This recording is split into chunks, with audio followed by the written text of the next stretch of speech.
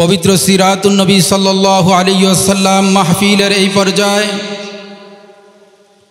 অত্যন্ত গুরুত্বপূর্ণ আলোচনা পেশ করবেন। আজকের এই বিশাল পবিত্র সিরাতুন নবী সাল্লাল্লাহু আলাইহি ওয়াসাল্লাম মাহফিলের মুহতারাম অতিথি শাইখুল ইসলাম আল্লামা শাহ আহমদ শফি রহমতুল্লাহি আলাইহি ও শাইখে দেওনা দামাত বারাকাতুহুম আলিয়ার সুযোগ্য খলিফা, দেশের প্রখ্যাত মুফাসসিরে কুরআন, বর্ষিয়ান আলিম দ্বীন, রাবিতাতুল ওয়াইজিন বাংলাদেশের মুহতারাম সভাপতি, দেশের জননন্দিত মুফাসসির শাইখুল হাদিস হযরত মাওলানা আব্দুল বাসেত খান সিরাজি বয়ান পেশ করবেন। শাইখুল হাদিস হযরত আব্দুল বাসেত খান সিরাজি বারাকাল্লাহু ফি হায়াতিহি। ইন্নাল হামদালিল্লাহ নাহমাদুহু ওয়া নাস্তাঈনুহু ওয়া নাস্তাগফিরুহু ওয়া নু'মিনু বিহি ওয়া নাতাওয়াক্কালু আলাইহি ونعوذ بالله من شرور أنفسنا ومن سيئات أعمالنا من يهده الله فلا مضل له ومن يضلله فلا هادي له ونشهد أن لا إله إلا الله وحده لا شريك له ونشهد أن سيدنا وسندنا وحبيبنا وشفيعنا وطبيبنا وطبيب قلوبنا وأولانا ومولانا محمدا عبده ورسوله الذي يرسله بالحق إلى الخلق بشيرا ونذيرا وداعيا إلى الله بإذنه وسراجا منيرا. أما بعد فأعوذ بالله من الشيطان الرجيم. بسم الله الرحمن الرحيم. قل إن كان آباؤكم وأبناؤكم وإخوانكم وأزواجكم وعشيرتكم وأموال اقترفتموها وتجارة تخشون كسادها ومساكن ترضونها أحب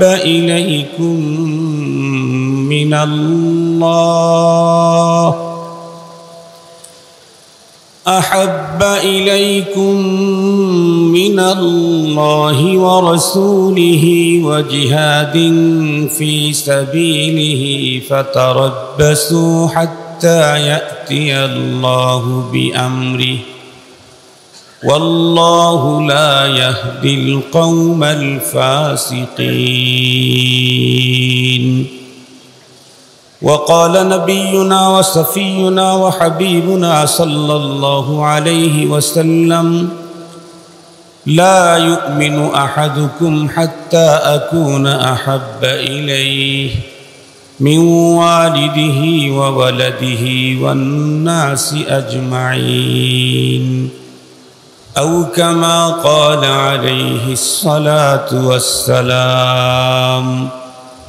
صدق الله مولانا العظيم وصدق رسوله النبي الأمي الكريم ونحن على ذلك لمن الشاهدين والشاكرين والذاكرين والحمد لله رب العالمين. اللهم صل على سيدنا مولانا محمد وعلى آله وأصحابه وبارك وسلم. اللهم صل على محمد النبي الأمي وعلى آله وسلم تسليما اللهم صل على محمد وأنزله المقعد المقرب عندك يوم القيامة يا رب صل وسلم دائما أبدا على حبيبك خير الخلق كلهم الحمد لله আজ 13 সেপ্টেম্বর 2025 ইংরেজি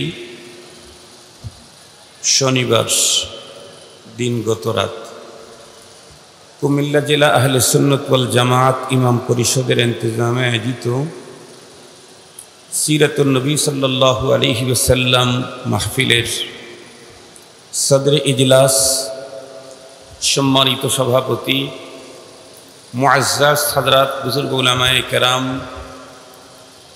বিভিন্ন দ্বীনি মাদারিস থেকে আগত আজিজ তালাবা দেশের বিভিন্ন অঞ্চল থেকে সমাগত রসুল প্রেমিক দিনদার ভাইয়েরা আজকের মাহফিল কখন থেকে শুরু হয়েছে কতটা পর্যন্ত চলবে এ ব্যাপারে আমার কোনো মালুমাত নেই তবে ওয়াইজিনদের সিরিয়ালে মনে হচ্ছে হয়তো অনেক আগ থেকে চলতেছে না হয় অনেক পর পর্যন্ত যাবে কারণ খুতাবাদের লম্বা সিরিয়াল আছে আজকের মাহফিলটা নির্ধারিত একটা সাবজেক্টের উপরে আলোচনা মাহফিলের নামই হচ্ছে সিরাতুন নবী সাল্লাল্লাহু আলাইহি ওয়াসাল্লাম সম্মেলন সঙ্গত কারণে এখানে অন্য কোনো সাবজেক্ট অন্য কোনো বিষয়ের উপরে আলোকপাত করাটা অসুন্দর হবে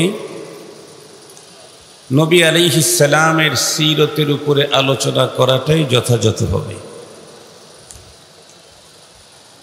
সাবজেক্ট যদিও একটা সিরাতুন নবী সাল্লাল্লাহু আলাইহি ওয়াসাল্লাম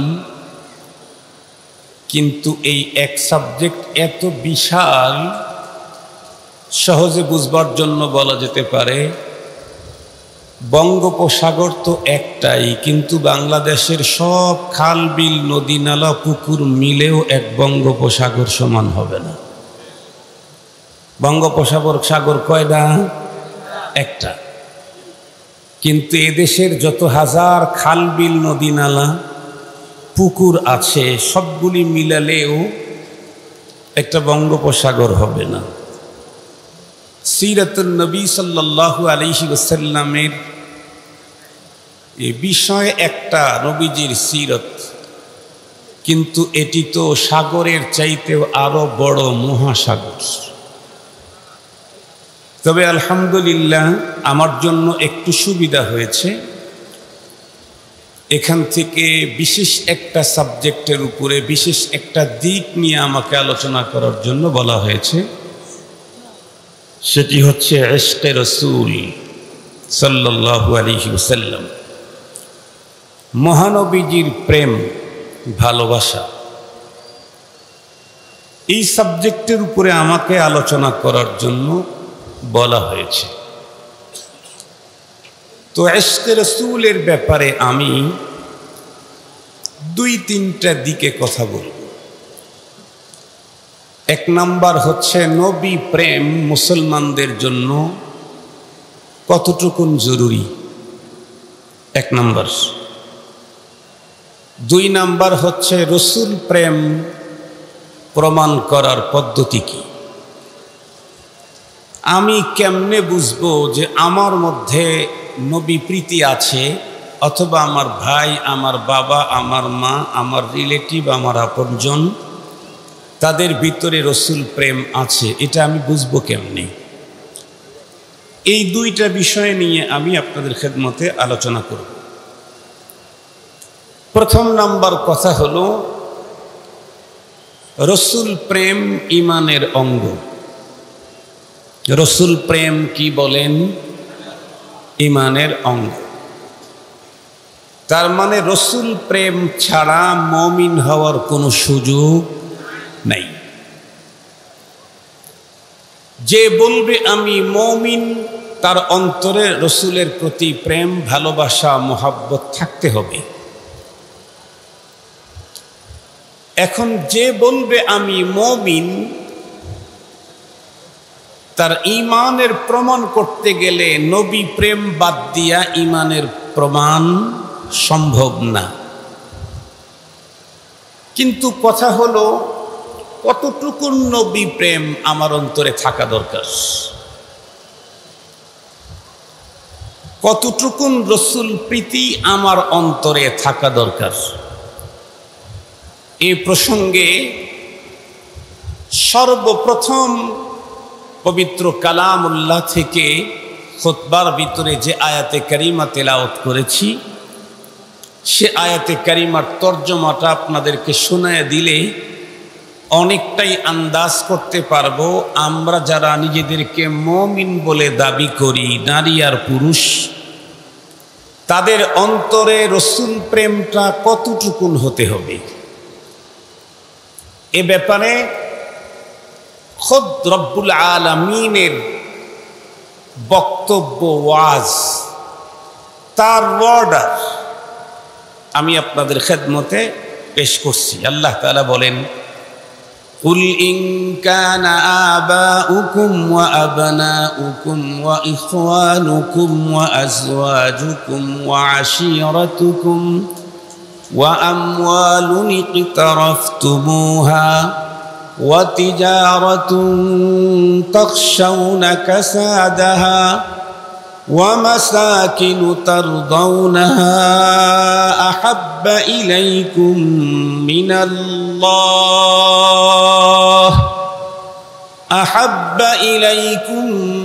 الله ورسوله وجهاد في سبيله فتربصوا حتى يأتي الله بأمره والله لا يهدي القوم الفاسقين। এই আয়াতে কারিমাতে রব্বুল আলামিন তার রাসূলকে অর্ডার করেছেন, কুল, ওগো হাবিব আমার, আপনি আমার পক্ষ থেকে ঘোষণাটা দেন। কি ঘোষণা? প্রথমে 8 বস্তুর উল্লেখ করেছেন আল্লাহ পাক, পরবর্তীতে 3 বস্তুর উল্লেখ করেছেন আল্লাহ পাক। আল্লাহ পাক বলেন, প্রথম উল্লেখিত 8 বস্তুর চেয়ে পরবর্তীতে উল্লেখিত 3 বস্তুর প্রেম, মোহাব্বত, ভালোবাসা যদি তোমাদের অন্তরে না হয়, তাহলে তোমরা অপেক্ষা করো। কিসের অপেক্ষা করো? অপেক্ষা করো ফাতারাব্বাসু।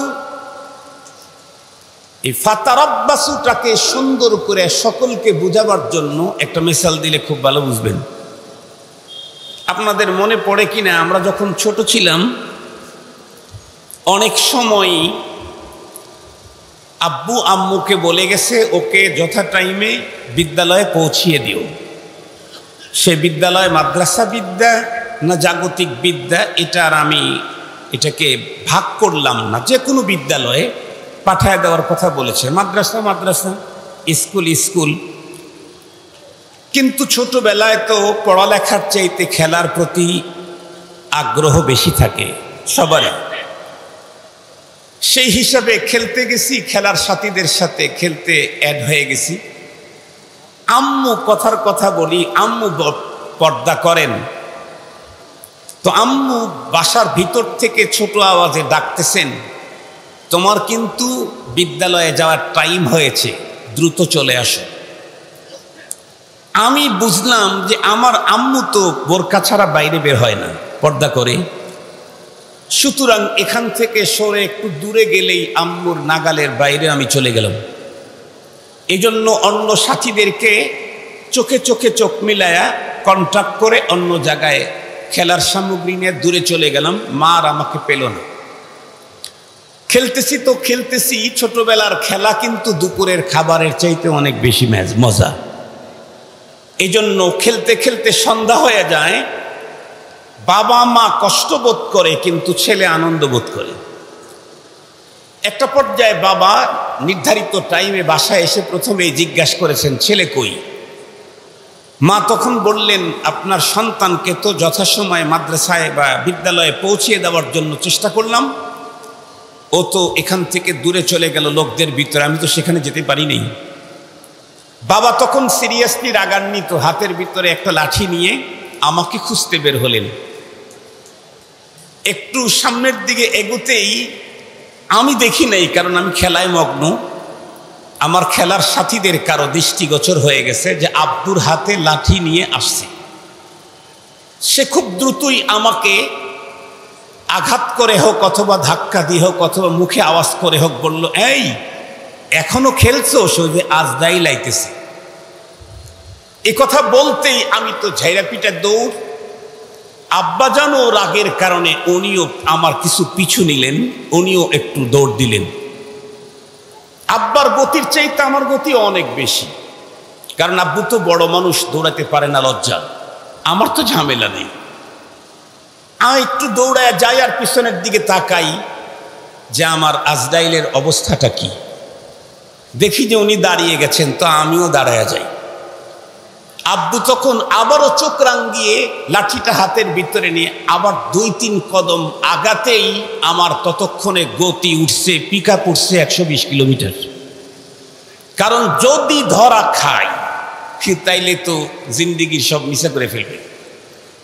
বাবা 2-3 কদম এগোনের পরে দেখতেছেন আমি অনেক দূরে চলে গেছি, বাবার আগাচ্ছেন না।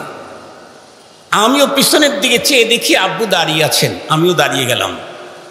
আব্বু তখন কি বলেন, চোখ রাঙিয়ে রাগান্বিত হয়ে ছড়িটাকে উঁচু করে ঝাঁকাতে থাকেন আর বলতে থাকেন, দাঁড়া। এই দাঁড়া মানে কি? আব্বা আমার কাছে আসলেই আমাকে চকলেট দিবেন। তা দাঁড়াইতে বললেন যে, এ দাঁড়া মানে কি? পুরস্কার না পানিশমেন্ট? পানিশমেন্ট। আল্লাহর কোরআনে আল্লাহ পাক বললেন, 8 বস্তুর চাইতে তোমার অন্তরে যদি 3 বস্তুর মায়া বেশি না হয় তাহলে ফাতারাব্বাসু, দাঁড়া। তার মানে পুরস্কার দিবেন, পানিশমেন্ট দিবেন। পরক্ষণেই কালামুল্লাহ আল্লাহ স্পষ্ট বলেন, হাত্তা ইয়াতি আল্লাহু বিআমরি, দাঁড়াও, রব্বুল আলামিনের শাস্তির হুকুম এসে পড়বে। তার সার কথা হলো, 8 বস্তুর চাইতে 3 বস্তুর মায়া প্রত্যেকটি মুমিনের অন্তরে বেশি হতে হবে। দুনিয়া এবং আখেরাতে খোদাই আযাব গজব পানিশমেন্ট থেকে মুক্তি পেতে চাই। কোন 8 বস্তুর চাইতে কোন 3 বস্তুর মায়া বেশি হতে হবে আমি বলি, আপনারা শোনেন। ইনকানা আবাউকুম, আমাদের পিতা মাতা। 8 বস্তুর ভিতরে 1 নম্বরে পিতা মাতা। আবনাউকুম, সন্তানাদি। ইখওয়ানুকুম, ভাই বোন। আজওয়াজুকুম, স্বামী স্ত্রী, একে অপরের প্রতি যে মায়া হয়। আশিরাতুকুম, আমার আপনজন, আমার ব্লাড কানেকশন যাদের সাথে আছে, ব্লাড কানেকশন, ব্লাড কানেক্টেড যারা আছে, অথবা আমার খুব কাছের ফ্রেন্ড যারা আছে।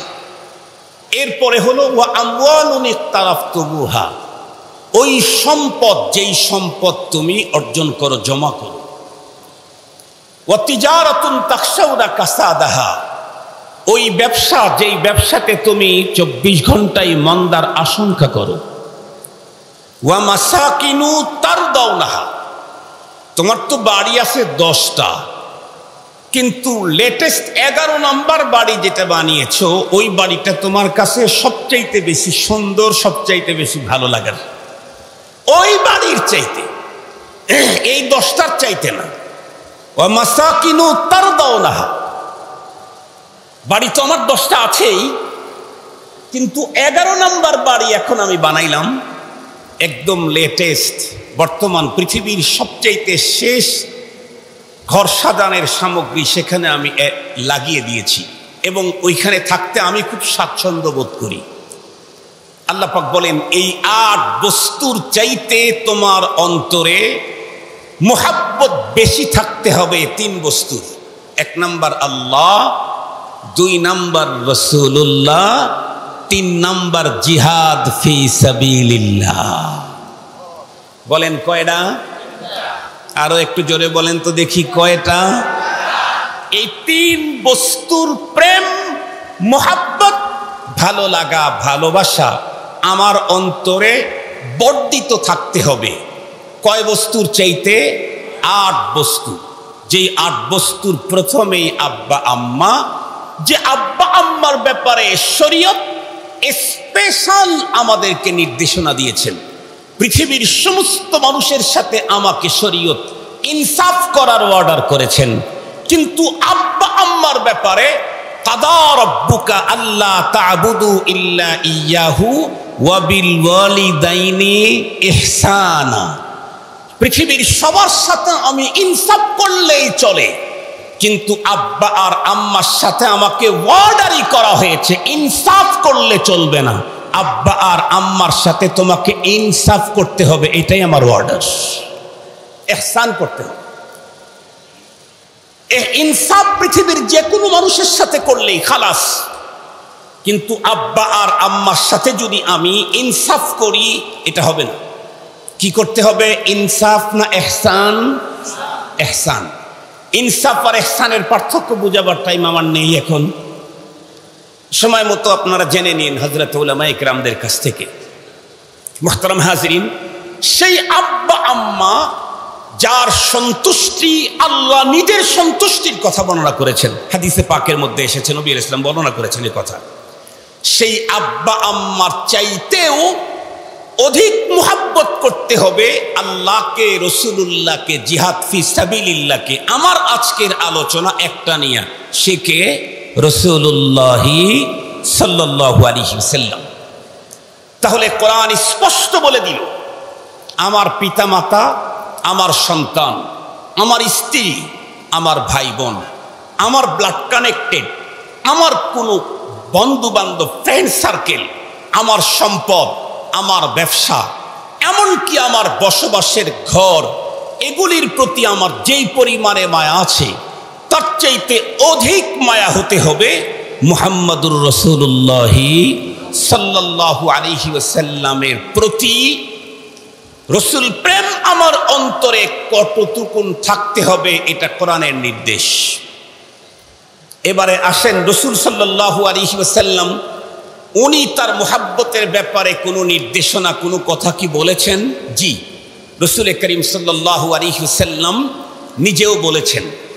তবে নবী আলাইহিস সালাম যা বলেছেন এগুলি নবীজির জবান থেকে বের হলেও বলাইছেন যেন কে?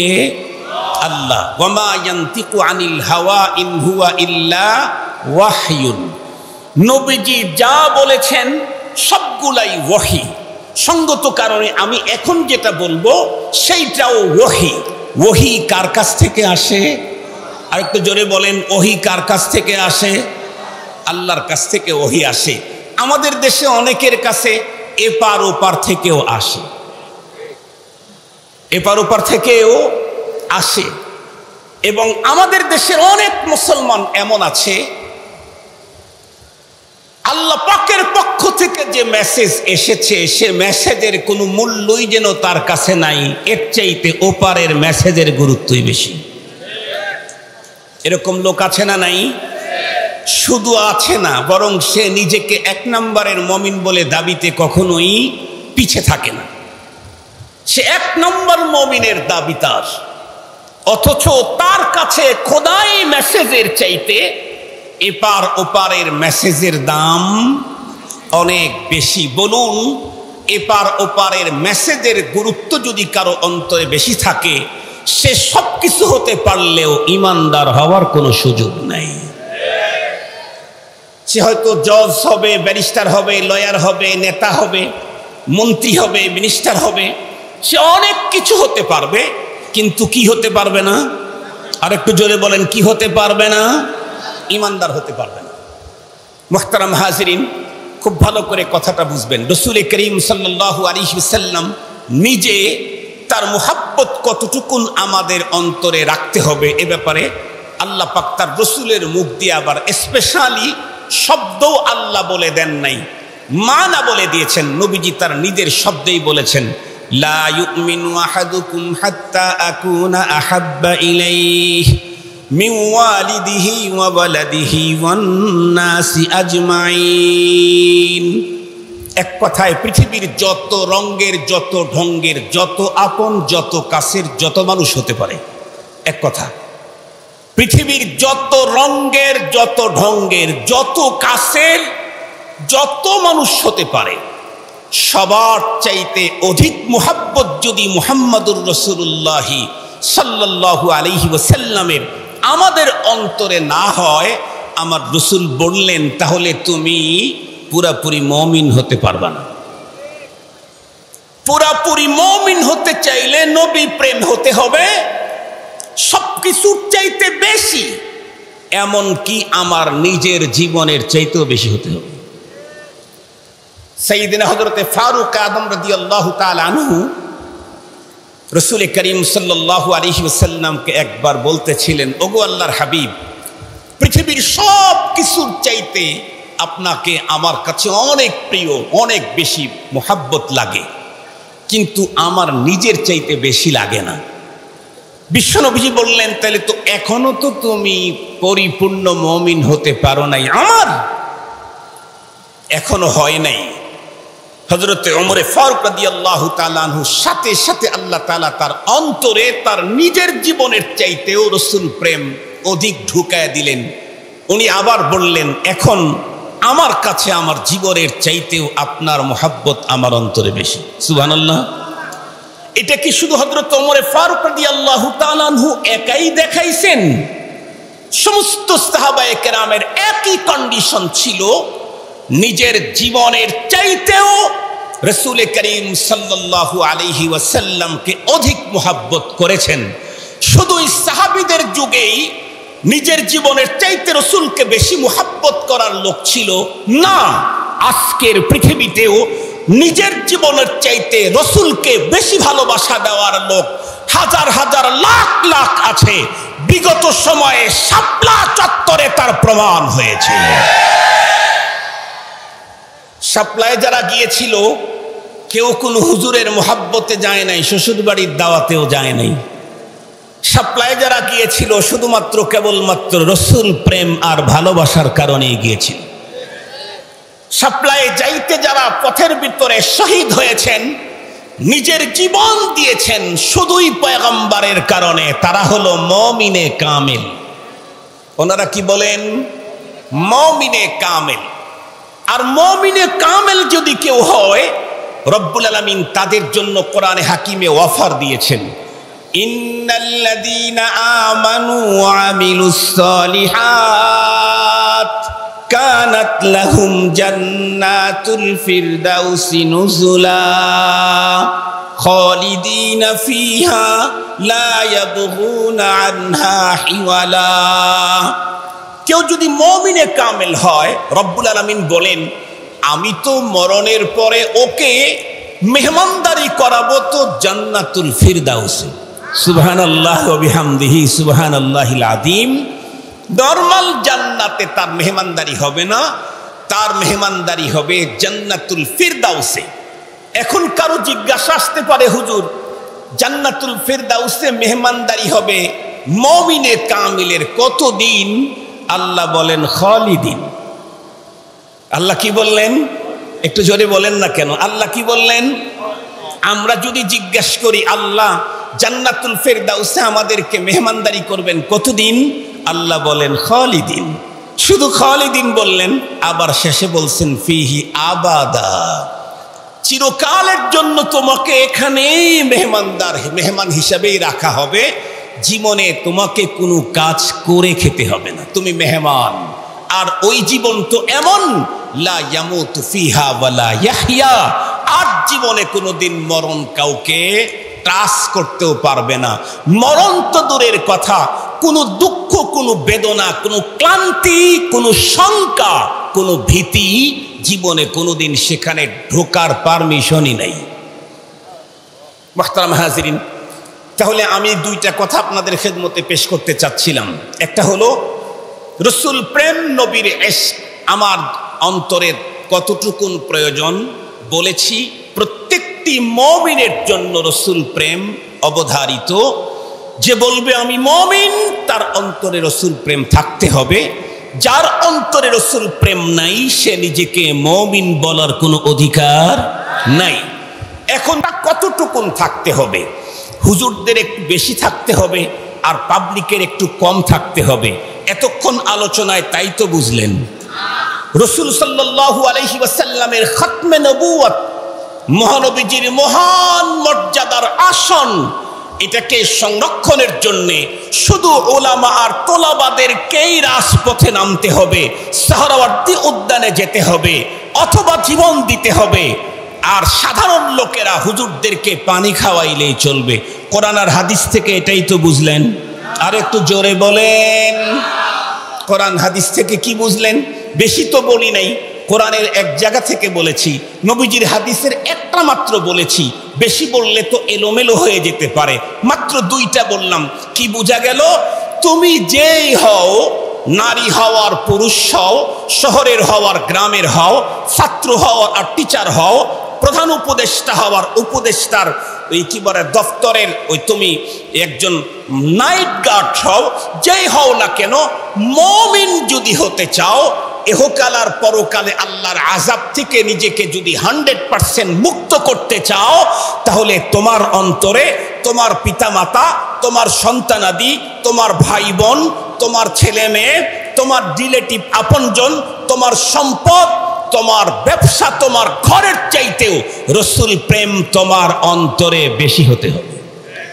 এখন আসেন, তাহলে আমি আমাকে যদি মুমিন প্রমাণ করতে চাই, মহানবী সাল্লাল্লাহু আলাইহি ওয়াসাল্লামের খতমে নবুয়তের গুরুত্বপূর্ণ বিষয় সামনে রেখে আগামী নভেম্বরের 15 তারিখ সোহরাওয়ার্দী উদ্যানে আবার মহাসমাবেশের ডাক দেওয়া হয়েছে।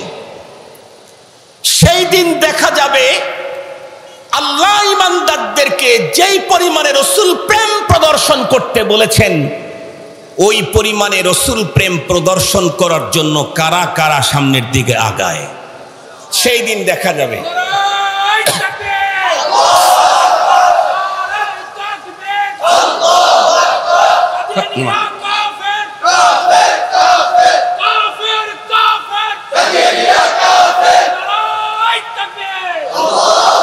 মুহতারাম হাজিরিন, সময় যেহেতু খুব বেশি না, আমি আমার কথাটা আপনাদেরকে বুঝাইতে পারলেই আমি সফল, সাকসেস। আমার বয়ানে অনেক বেশি তাকবীর আমি চাই না, এটা আমি চাই না। আমি কি চাই? তাকবীর হইল আলহামদুলিল্লাহ, না যদি হয় তাও আলহামদুলিল্লাহ। তবে দ্বীনের একটা সাবজেক্ট যেন প্রত্যেকের হৃদয়ের ভিতরে ঢুকে যায়, এটা যদি হয় তাহলে ফুস্তু রাব্বিল কাবা। তাহলে আমি মনে করি আমার বয়ান সফল, আমার আশা সফল, আমার কষ্ট করা সফল। এজন্য আমি খুব বেশি জোর আওয়াজে ওয়াজ করি না, আস্তে আস্তে কথা বলতে চাই, যাতে করে আপনার দিলের ভিতরে এটা বসে। এবং এটা পয়গম্বর সাল্লাল্লাহু আলাইহি ওয়াসাল্লামের বয়ানের তরিকাও। অনেক জোরে আওয়াজে ওয়াজ করাও পয়গম্বরের তরিকা, অনেক জোরে ওয়াজ করা।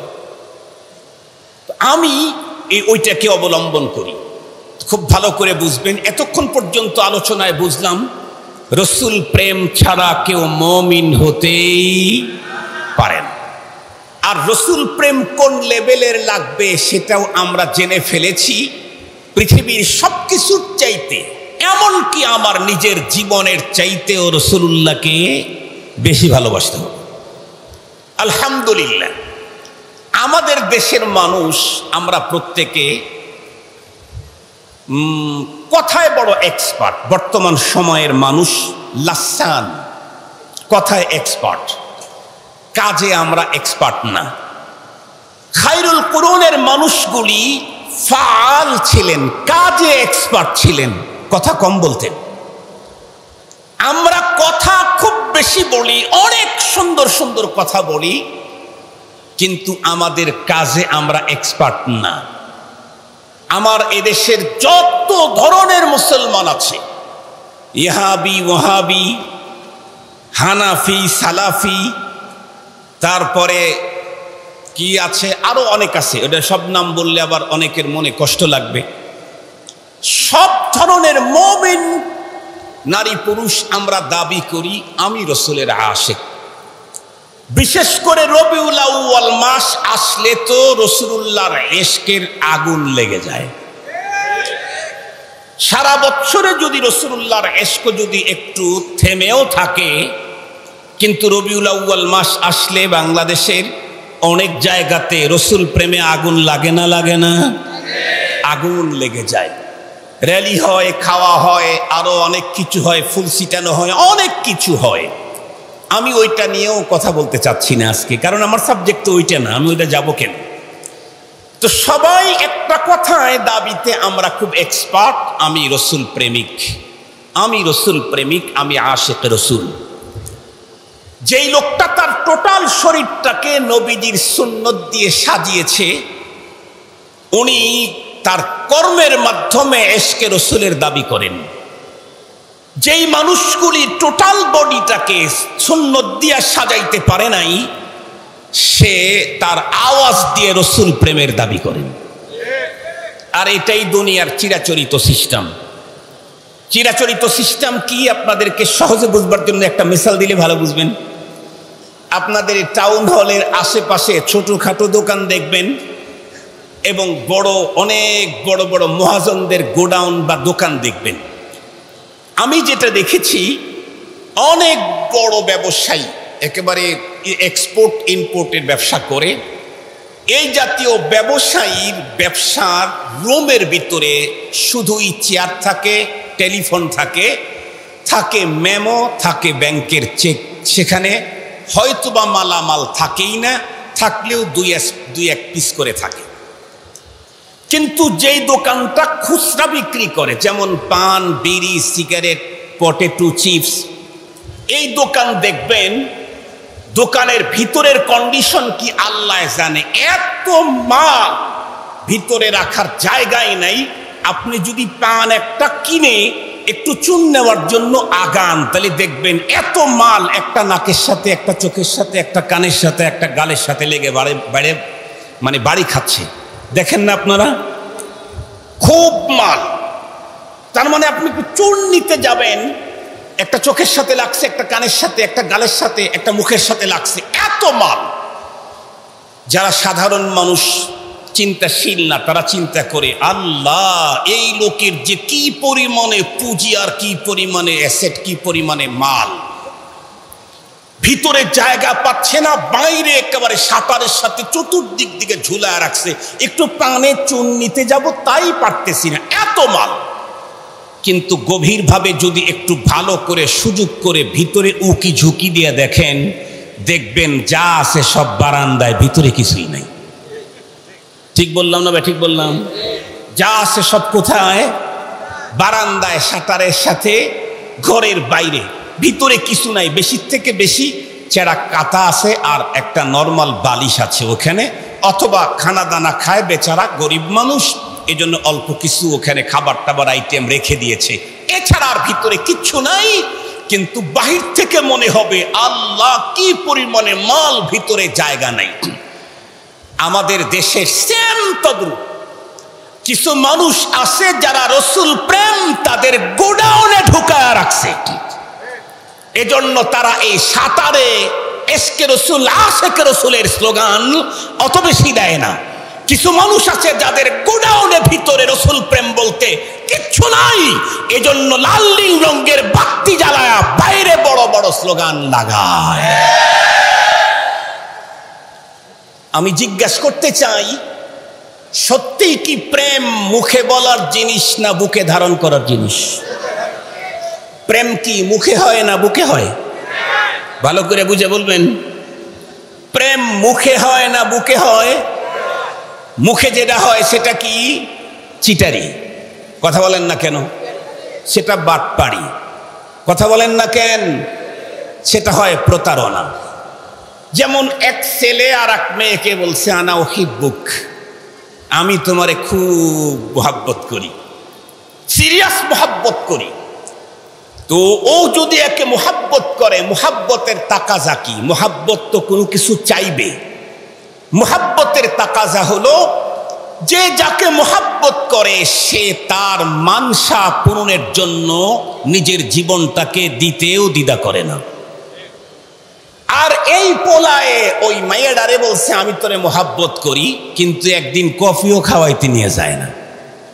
তাইলে বোঝা গেল ও মুখে মুখে মোহাব্বতের স্লোগান দিয়েছে, ও প্রতারক। কথা বলেন না কেন? ও কি প্রতারক। মোহাব্বতের তাকাজা হাকিকি প্রকৃত মোহাব্বত যদি হয়, এটা মুখে হয় না, কিসে হয়? বুকে হয়। আর বুকে যদি কারো প্রেম বসে যায়, তখন সে তার চোখ দিয়ে শুধু তার প্রেমিকাকেই দেখতে পায়, অন্য কাউকে তার চোখে পড়েই না। মজার দুইটা ঘটনা আপনাদেরকে শোনাই, তারপরে আমাদের জীবনের সাথে রসুল প্রেম কতটুকুন আছে থার্মোমিটার দিয়ে চেক করে আমি এখান থেকে চলে যাব ইনশাআল্লাহ। ইনশাআল্লাহ। মুহতারাম হাজিরিন, জুলাইখার নাম শুনছেন, ইউসুফ আলাইহিস সালামের নাম শুনছেন, শিরিন নাম শুনছেন, ফরহাদের নাম শুনছেন, লাইলির নাম শুনছেন, মজনুর নাম শুনছেন। আমরা পড়েছি আমার উস্তাদের কাছে, ওনার বাড়ি মিশরাই ছিল। হুজুর একটা কিতাব আমাদেরকে পড়াইতেন, ইউসুফ জুলাইখা, আল্লামা জামি রহমাতুল্লাহি আলাইহির লেখা, অনেক মোটা কিতাব। সারা বছর শুধু হুজুরের কাছে সূরা ইউসুফের তাফসীর পড়ছি, আর পড়ি নাই। সারা বছর 10 পারা কোরআন তরজমা ছিল, হুজুর সারা বছরে 1 পারা পড়াইছেন। উনি ওইখানে ঘটনা বর্ণনা করতেছিলেন। হুজুর ওইটা কবিতা শেরের কিতাব। তো একদিন মজনু ছিল হলো রাজপুত্র, রাজার ইন্তেকালের পরে সে নিশ্চিত রাজা, নিশ্চিত, কারণ রাজতন্ত্র। কিন্তু এই মজনু, ওর নাম আসলে মজনু, নাম তো কায়েস। আমরা যেমন সুস্থ মানুষ মেধায় যদি প্রবলেম হয় তারে নামে বলি না পাগল বলি, এই পাগল, এই মজনু মানেও পাগল। তো পরে সবাই ওরে পাগলই বলে, মজনুই বলে, এটা নামের মতো হয়ে গেছে। বাদশাহ চিন্তা করলো, আমার ছেলে এত বড় বিশাল রাজত্ব রেখে একজন মেয়ের পিছনে এই পরিবারে পাগল হইল, এত বড় প্রেমে পড়লো, তো মেয়েটার একটু চেহারা দেখা দরকার। তুমি দেখে আসি তো একদিন, কি চেহারার অধিকারী, যে রাজত্ব তার কাছে কিছু না। তো একদিন রাজা তো প্রোটোকল দিয়েই লাইলির বাসায় গেছে, গিয়া দেখে ইন্না লিল্লাহি ওয়া ইন্না ইলাইহি রাজিউন, কালাডার মধ্যেও 3 নাম্বার। কি বললাম? সুন্দরের মধ্যে 3 নাম্বার বলি নাই, কালাডার মধ্যে 3 নাম্বার। আপনাদেরকে ভালো করে বুঝাবার জন্য বলছি, একটু মোবালাগা করলাম আর কি। এই অবস্থা দেখে বাদশা অবাক হয়ে লাইলিকে জিজ্ঞেস করছে, আজদিগার খুবাতু আফজুনিস্তি, এই মাইয়া, তুমি তো অন্য 10টা সুন্দরী মেয়ের মতো না, ফার্স্ট লেডি তো নাই, তুমি তো লাস্ট লেডি বলা চলে না। এরপরে আমার ছেলের কাছে তোমার দাম আমার রাজত্বের চাইতে বাড়লো কেন? তখন ওই কালাডার মুখ থেকে হীরা মানিক মুক্তার চাইতে দামি কথা বের হয়েছে। আপনারা আবার তারে কালামানিক বানাইেন না, আপনারা আবার তারে কি বানাইেন না, কালামানিক। ভুলে গেছেন বুঝি স্বাধীনতার পরে? ওই কালামানিকই তো আমার নামটাও লিখে দিয়েছে 37 নম্বরে। আমার নাকি অনেক টাকা, এই টাকা তদন্ত করতে হবে, এত অর্থ সম্পদ কোথা থেকে আছে। অথচ আমি আমার নিজ গ্রামেই ধনীদের সিরিয়ালে কয় নাম্বারই আছে আল্লাহই ভালো জানে, তাও আমি হলাম গ্রামের ধনী, শহরের ধনী না। যাই হোক, ওই কালামানিকটা তখন কি বলছে, গুপ্তে খামোশ চুত মজনুনিস্তি, বলছে বাদশাহ, আপনি বাদশাহ হওয়ার কারণে রাজত্বের মূল্য আপনি বুঝেন, রাষ্ট্রের মূল্য আপনি বুঝেন, আপনি চুপ করেন। আমার মূল্য বুঝতে চাইলে রাজা হলে হবে না, মজনু হতে হবে। আমার মূল্য বুঝতে চাইলে কি হতে হবে? গুপ্তে খামোশ চুত মজনুনিস্তি। এরপরে কি বলছেন, दीदाए मजनू अगर बूदे तोरा, दीदाए मजनू अगर बूदे तोरा, हर दो आलम बेखबर बुदे तोरा। আমার মূল্য বুঝতে চাইলে তোমার চোখ লাগাইলে হবে না। ও রাষ্ট্রের অধিনায়ক, আমি লাইলির মূল্য যদি তুমি বুঝতে চাও তাহলে তোমার চোখ দুইটা খুইলা মজনুর চোখ লাগাও।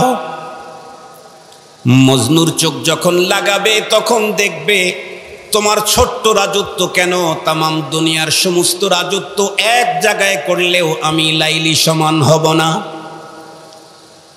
পৃথিবীর আশিকে রাসূলদেরকে বলতে চাই, তুমি তোমার ওই চোখ দিয়া পয়গম্বরের দিকে তাকাইলা, জিন্দেগিতেও কোনোদিন তুমি প্রকৃত আশিক হতে পারবা না। পয়গম্বরের আশিক হতে চাইলে সাহাবী মার্কা চোখ তোমার চোখের মধ্যে লাগানো ছাড়া গতি নাই।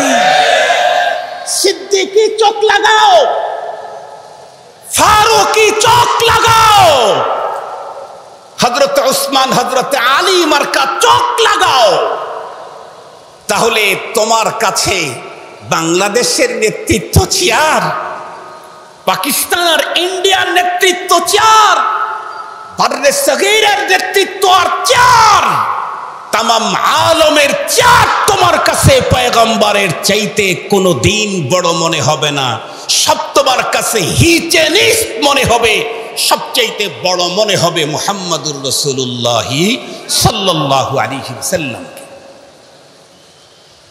তো বলতেছিলাম প্রেম মুখে হয় না বুকে হয়? আবার বলেন, প্রেম মুখে হয় না বুকে হয়? মুখে যদি প্রেম হয় তাহলে সেটা কি প্রকৃত প্রেম না বাটপাড়ি, প্রতারণা? প্রতারণা। এই মজনুর একটা ঘটনা আপনাদেরকে শুনাই। মজনু যেহেতু প্রকৃতই প্রেমে পড়েছিল লাইলির, তার অবস্থা কি ছিল? আমার আপনার যদি রসুল প্রেমে এই অবস্থা হয় তাহলে আমি প্রকৃত আশিক। এজন্য কবি বলেছেন, মতব আজ ইশকে রু গরচে মজাজিস, মতব আজ ইশকে রু গরচে মজাজিস, কে আ বহরে হकीकत कार साजिश, কে আ বহরে হकीकत कार साजिश। আল্লাহ পাকের ইসের কিতাবের মধ্যে তো আমরা পড়েছি, আলাইকুম বিদিওয়ানি শুআরাইল জাহিলিয়াহ ফাইন্না ফীহি মাআনি কিতাবিকুম ওয়া তাফাসিরি কালামিকুম। আমাদেরকে তো বলা হয়েছে তোমরা এই জাহিলি যুগের কবিদের কবিতাও তোমরা পড়বা। কেন? সেখানেও তোমরা আল্লাহর কালামের তরজমা পেয়ে যাইবা। এজন্য কবি বলেন, ইশক যদি মাজাজিও হয় তারপরেও তুমি সেখান থেকে তোমার চেহারাটাকে ঘুরায় নিও না। কেন? এই ইশক একদিন তোমাকে হাকিকি ইশকের দিকে পৌঁছায় দিবে। তার মানে আজকের দিনের ছোট্ট শিশু যে তার ঘরের ভিতরে ফুটবল অথবা ক্রিকেট নিয়ে খেলে, ওই একদিন বিশ্ব দরবারে জাতীয় খেলোয়াড় হয়ে যায়। ঠিক বললাম না? ঠিক বললাম? এই যে ছেলেটা ঘরের ভিতরে ক্রিকেট অথবা ফুটবল নিয়ে খেলে, সেই ছেলেটাই একদিন রপ্তা রপ্তা জাতীয় খেলোয়াড় হয়, বিশ্বের ভিতরে তামাম দুনিয়ার ভিতরে দেশের নামটাকে ছড়ায়। তো মজনু করছে কি? মজনু এক জায়গায় বসে মানে সবসময় ও লাইলি লাইলি লাইলি লাইলি বলে, খুব বলে, এবং মাঝে মাঝে এত বেশি ব্যথা হয় তখন হাত তুলে আবার আল্লাহ পাকের কাছে মোনাজাত করে। एक दी मजनू बखलवत गाहे राज, गुफ्ते ए परवरदिगारे बेनयाज, तू चेरा नामम ब मजनू कर दई, इश्क लाइली दर दिलम तू दादाई। মানুষ যখন খুব বেশি ব্যথায় ব্যথিত হয় তখন নবী রাসূলরাও আল্লাহ পাকের কাছে এই জাতীয় শব্দ বলে। أفحسب أم حسبتم أن تدخلوا الجنة ولما يأتكم مثل الذين خلوا من قبلكم مستهم البأساء والضراء وزلزلوا حتى يقول الرسول والذين معه متى نصر الله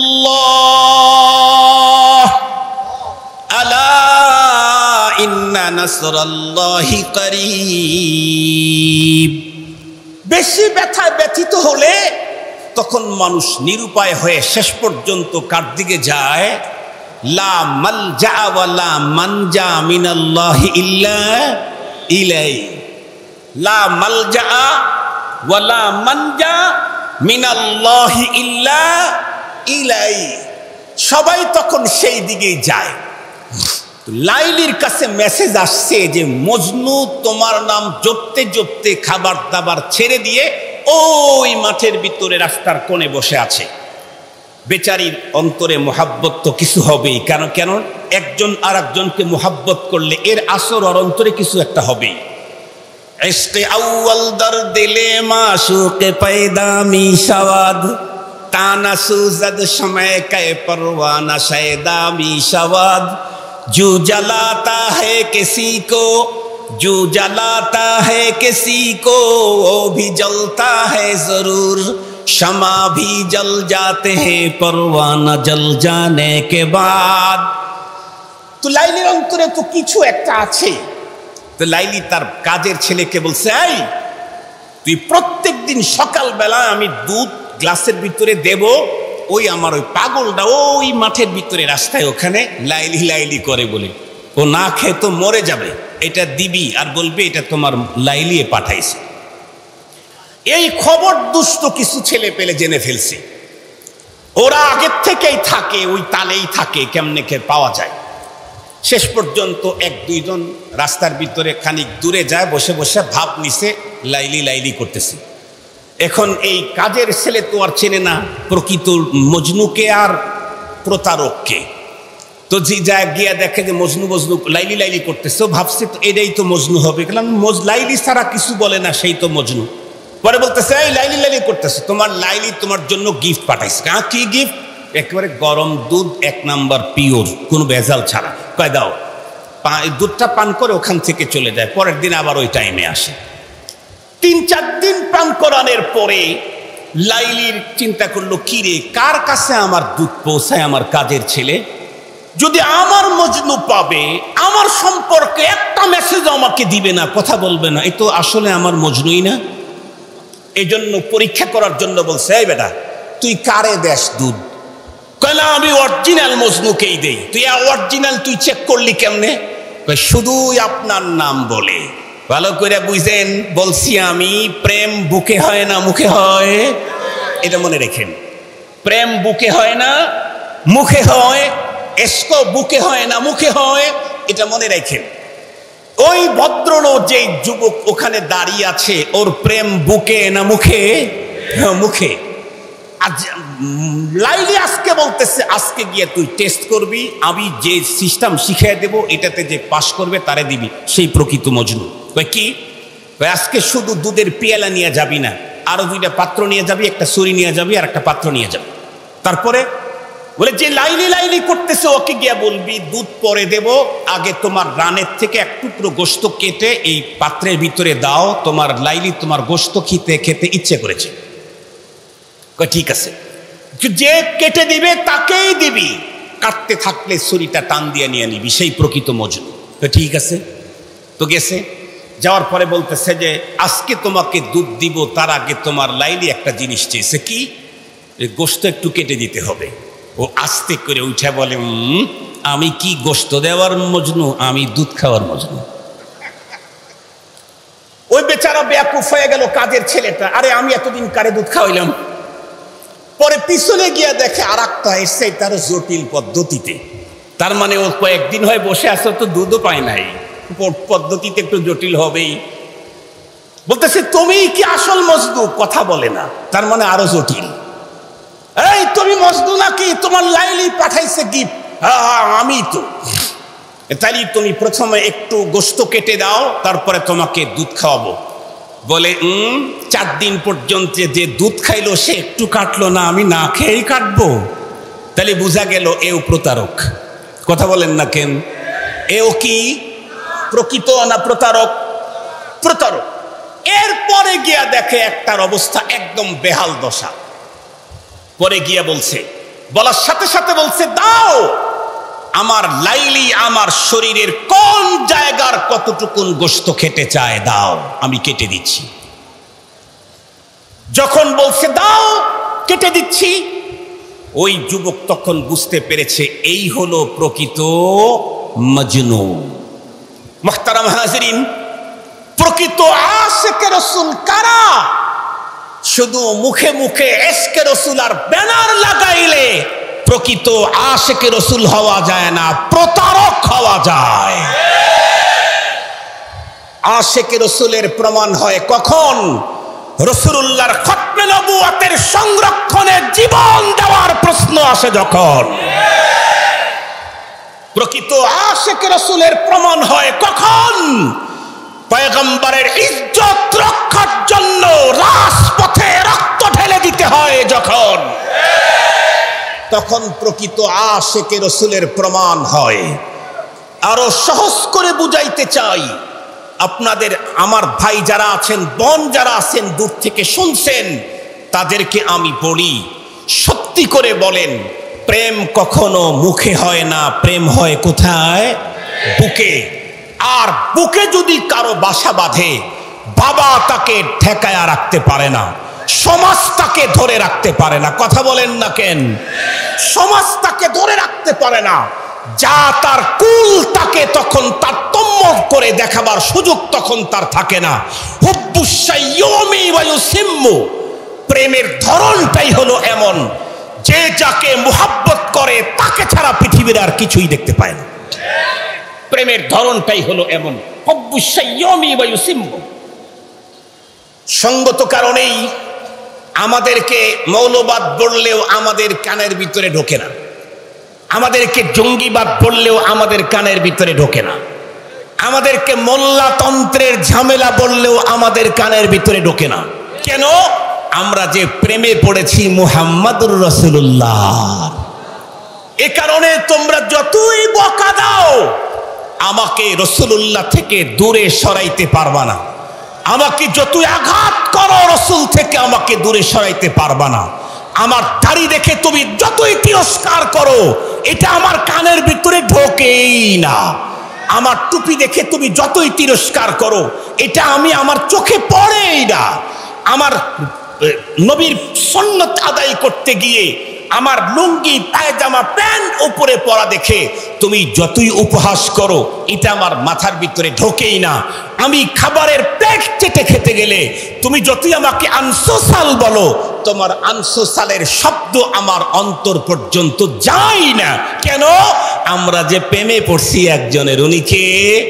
রাসূলুল্লাহ। জোরে বলেন, উনি কে? মুসলমান ভাইরা রে, আমার সর্বশেষ কথা বলি, এই পৃথিবীতে কোনো একজন মানুষ যদি চায় আমার অন্তরের ভিতরে রাসূল প্রেম আছে কি নাই, এটা আমি কেমনে বুঝবো? এটা বুঝার জন্য যদি কোনো মানুষ, বন্ধুরা আমার, চেষ্টা করতে চায়, তাহলে তাদের জন্য ছোট্ট একটা থার্মোমিটার আজকে আপনাদের হাতে দিয়ে যাই। দেখবেন এই পৃথিবীর যেই সমস্ত মানুষ তাদের জীবন চলার গতিতে, বন্ধুরা আমার, জীবন জীবিকার সব ক্ষেত্রে মুহাম্মাদুর রাসূলুল্লাহ সাল্লাল্লাহু আলাইহি ওয়াসাল্লামের সাহাবায়ে কেরামদের অনুকরণ, তাদের মতো করে যেই লোকটা তার জীবনকে সাজাইতে পারলো, সাহাবায়ে কেরাম, আল্লাহর রাসূলের প্রেম আমাদের অন্তরে আছে কিনা এইটা চেক করার জন্য থার্মোমিটার হলেন সাহাবায়ে কেরাম। এই পৃথিবীতে রাসূল প্রেম প্রদর্শন কিয়ামত পর্যন্ত যত মানুষ করবে, সাহাবীদের চাইতে আল্লাহর রাসূলের প্রেম অধিক প্রদর্শন করবার মতো যোগ্যতা সম্পূর্ণ মানুষ কিয়ামত পর্যন্ত একটাও আসবে না, একটাও আসবে না। কিয়ামত পর্যন্ত হাজারো ওয়াইস কুরুনি জন্ম হবে, আবু বকর সিদ্দিকের জন্ম আর হবে না। কিয়ামতের আগে অনেক আব্দুল কাদের জিলানীর জন্ম হবে, কিন্তু হযরতে আলী রাদিয়াল্লাহু তাআলা আনহু পৃথিবীতে আর একজন আসবেন না। কিয়ামত পর্যন্ত জুনাইদ বাগদাদির, বন্ধুরা আমার, অনেক জন্ম হবে, কিন্তু এই পৃথিবীতে হযরতে আবু হুরায়রার মতো রাসূল প্রেমিক আর জীবনে কোনোদিন দুনিয়াতে আসবে না। আমার অন্তরের ভিতরে রাসূল প্রেম আছে না নাই? আমার জীবনকে সিদ্দিক আকবরের জীবনের সঙ্গে মিলাইয়া দেখি। আমার অন্তরের ভিতরে রসুল প্রেম আছে না নাই? আমার জীবনটাকে হযরতে ফারুক আজমের জীবনের সঙ্গে মিলায়া দেখি। সঙ্গত কারণেই বলতে চাই, যদি আমার জীবনকে হযরতে সিদ্দিক আকবরের জীবনের সঙ্গে মিলাই, তাহলে দেখি সিদ্দিক আকবর সারা জীবন 2 ঈদ পালন করেছেন। 3 নাম্বারের ঈদের কোনো অপশন আবু বকর সিদ্দিকের জিন্দিগির মধ্যে নাই, ওমরে ফারুকের জিন্দিগির ভিতরে নাই, হযরত ওসমান হযরত আলীর জীবনে নাই। বন্ধুরা আমার, 1.5 লক্ষ সাহাবায়ে কেরাম নবীজি রেখেই গেছেন, কোনো একজন সাহাবীর জীবনে বন্ধুরা আমার 3 নাম্বারের কোনো ঈদ নাই। কোনো তাবেঈর জীবনের ভিতরে ঈদ নাই, 3 নাম্বারের ঈদ নাই। কোনো তাবেঈর জীবনে 3 নাম্বারের ঈদ নাই। আমি যদি এতদিনে এসে রসুল প্রেম প্রমাণ করতে গিয়া 3 নাম্বারের প্রেম বন্ধুরা আমার ঈদ আবিষ্কার করি, তাহলে আর যাই হোক না কেন রসুল প্রেমে থার্মোমিটারে লাগাইলে আমি মিস করব আর ফেল। আল্লাহ পাক আমাদের সকলকে জীবনের প্রতিটি ক্ষেত্রে পয়গম্বরী সুন্নাত ইশকে রাসূল আমার ভিতরে প্রতিস্থাপনে সাহাবীকে আমাদের মিটার হিসাবে ব্যবহার করার তৌফিক দান করুক। ওয়া আখিরু দাওয়ানা আলহামদুলিল্লাহি রাব্বিল আলামিন। আসসালামু আলাইকুম ওয়া রাহমাতুল্লাহি ওয়া বারাকাতুহু। 1 মিনিটও বেশি হয় নাই, আল্লাহ শুকর।